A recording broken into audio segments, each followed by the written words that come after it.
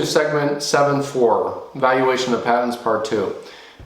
In the prior lecture, we were looking at the intrinsic quality and how it is that we determine whether or not something has good quality intrinsically, meaning relating to the actual patent portfolio itself. Now, in this lecture, we're going to look at the second element for valuation, that is extrinsic demand.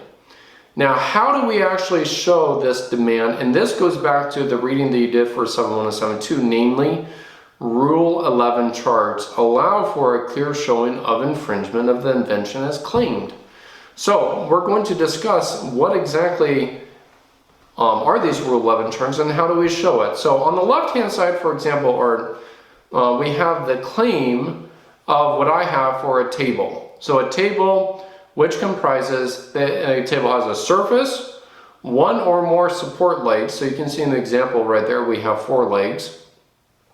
One or more attachments for attaching the one or more support legs to the surface. So some way by which we attach the legs to the surface.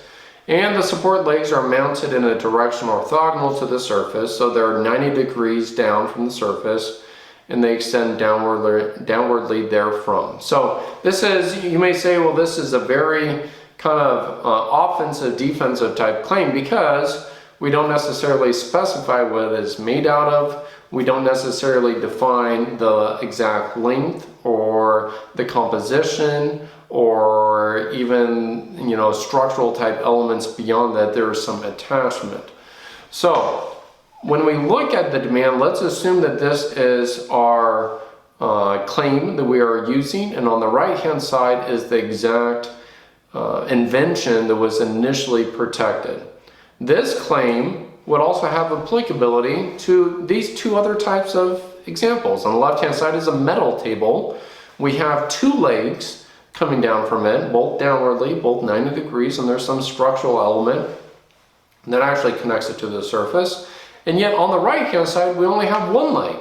A standard one leg type table. This is made out of wood. But you can see that even though our initial invention was a 4-legged, let's say, table, how it was claimed allows applicability to other types of tables. And for purposes of our discussion, we are assuming that these tables were released after the priority date of our invention. So we can show this demand by creating Rule 11 charts. So on the left-hand side are our claim elements. So you can see we have a table which comprises.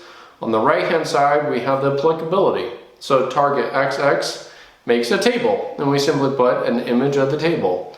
On the left-hand side, the next row is a surface. And then on the right-hand side, we have an arrow pointing to the surface.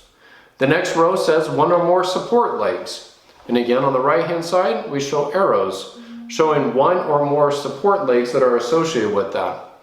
On the left-hand side, again, for the next row, we show 1 or more attachments by which these legs are attached to the actual surface of the table. And on the right-hand side, we see that there is actually some means by which there's an attachment between the legs and the actual surface of the table itself.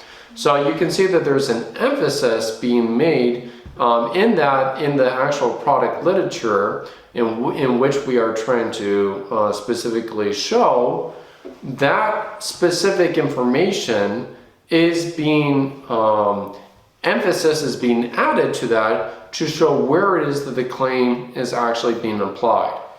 So again, we take on the left-hand side the actual claim, we simply break it down into the express limitations.